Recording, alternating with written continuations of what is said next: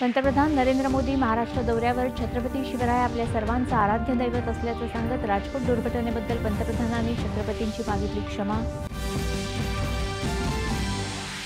वीर सावरकरांचा अपमान करूनही माफी न मागणाऱ्या लोकांसारखी आमची संस्कृती नाही. देशाच्या दैवतांना अपमानित करणाऱ्यांना जनतेनं ओळखावं. पंतप्रधानांचा विरोधकांवर हल्ला.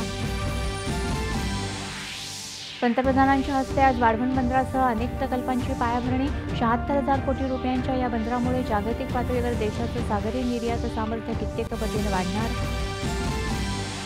महाराष्ट्राकडे विकासाचं सामर्थ्य, संसाधनं आणि सागरी किनारेही असून त्या बळावर देशाचं सामर्थ्य वाढवण्यासाठी वाढवण बंदर पाय ठरेल. पंतप्रधानांनी व्यक्त केला विश्वास.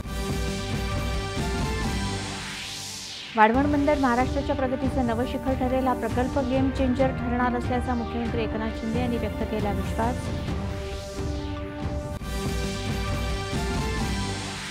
वाढवण बंदरामुळे महाराष्ट्र पुढची 50 वर्ष देशात पहिल्या क्रमांकावर राहील. या बंदरामुळे भारत सागरी क्षेत्रातील मोठी शक्ती होईल. उपमुख्यमंत्री देवेंद्र फडणवीस यांचं प्रतिपादन.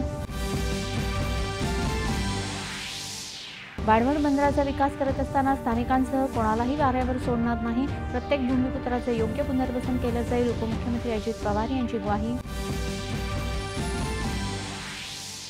मुंबईतल्या ग्लोबल फिनटेक कार्यक्रमात पंतप्रधानांचं मार्गदर्शन. फिनटेक क्षेत्रानं सामाजिक प्रभाव पाडत तंत्रज्ञानाचं लोकशाहीकरण केलं. पंतप्रधानांचे गौरवोद्गार.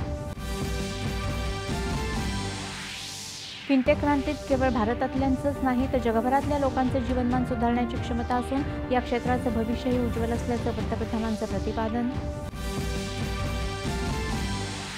राजकोट किल्ल्यावर शिवछत्रपतींच्या कीर्तीला साजेसं भव्य दिव्य स्मारक उभारण्याची अजित पवार यांची ग्वाही. पुतळा हानी प्रकरणी बांधकाम सल्लागार डॉ. चेतन पाटीलला अटक.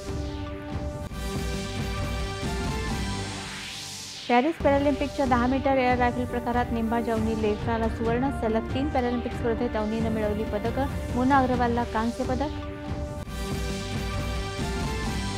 आणि पुरुषांच्या 10 मीटर एअर पिस्तूल प्रकारात मनीष नरवालला रौप्य तर महिलांच्या 100 मीटर धाव स्पर्धेत प्रीती पालनं जिंकलं कांस्य पदक.